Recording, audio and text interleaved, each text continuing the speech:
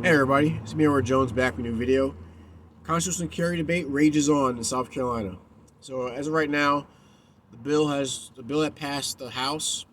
It passed the Senate after amendments were tacked on.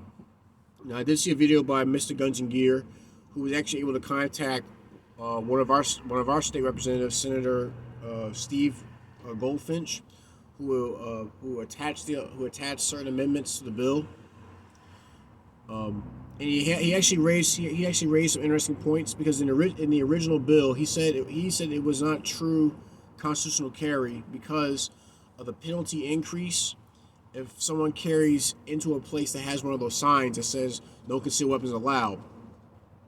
So basically, what he did was the amendment. One of the amendments he introduced was that if you have a permit and you walk into an establishment that has one of those signs, you avoid any penalties.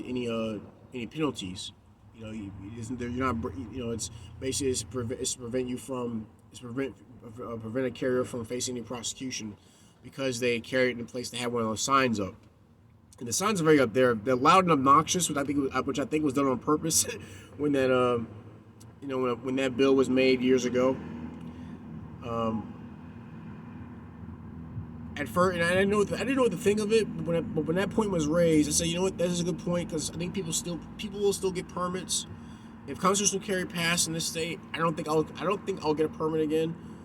But I know people do get permits for when they travel outside, travel to different states that have reciprocity with South Carolina. Also, the permit is also handy for when you're buying a gun from a FFL. You can actually use the permit in place as a stand-in for the background checks, the NICS background check. So I see the benefit in that. Also, some people when they're doing private sales, they like to see someone who has a CWP. So that also comes in handy. It comes in handy in that respect. But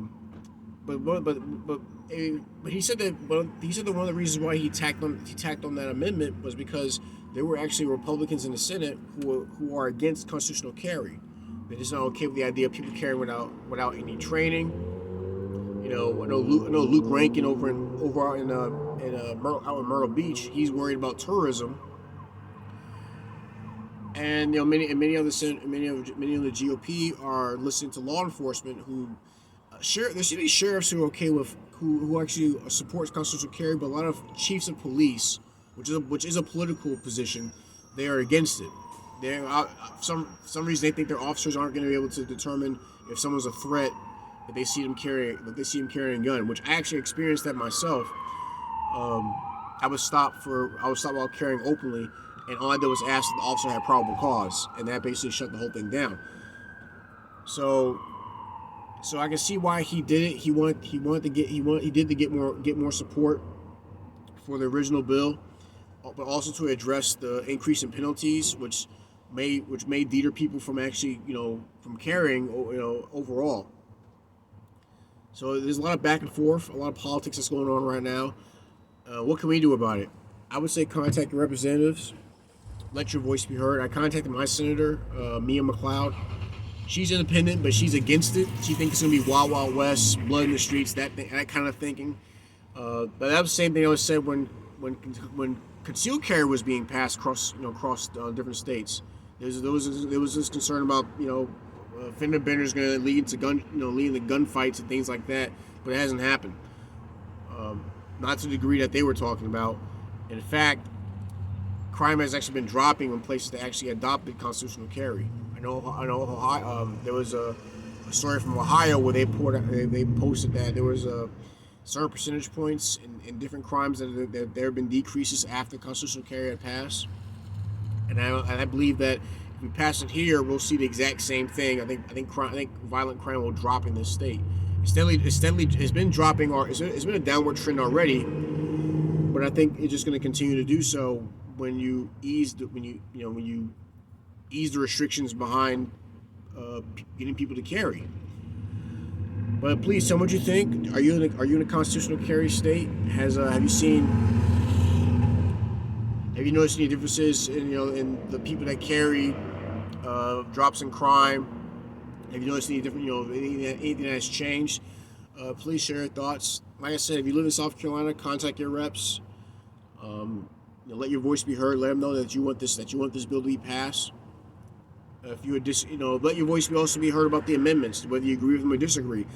I'm up in the air with the amendments. I think he raised a good point that if you don't have the votes to get a bill to pass, you would make compromises. Just hopefully the compromises don't compromise the integrity of the bill altogether.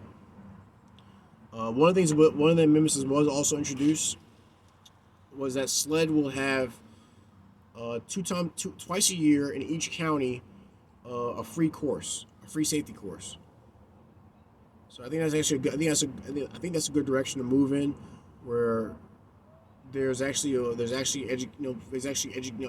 programs for people to be informed about how to properly carry, the legal side of it, how to do it safely, things like that. So I'm interested to see where this fight goes. I still believe it will pass this year. I just hope that it's not. I hope it's not a neutered bill.